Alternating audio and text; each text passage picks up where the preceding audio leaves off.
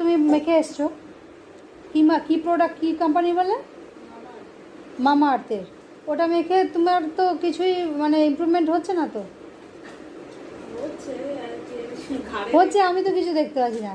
মুখে ভর্তি ব্রণ বলে হচ্ছে। পেটের যে সমস্যা, মানে পেট গরম আমার একটুতে জানো না। তোমাকে ডাক্তার বলেছে?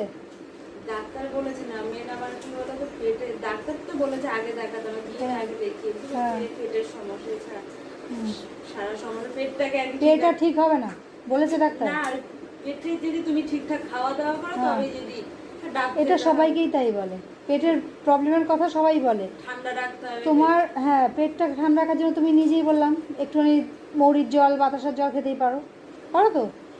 তার সাথে তোমাকে কি করতে হবে, স্কিনের ওপরের যে লেয়ারগুলো পড়ছে সেগুলোকে রেগুলার ক্লিন করতে হবে। তো ক্লিন না করলে তুমি যতই পেট ঠান্ডা করো যাই করো, ওপরে যখন ময়লা জমবে তখন তো তোমার পিম্পলস আসবেই, যাদের অয়েলি স্কিন,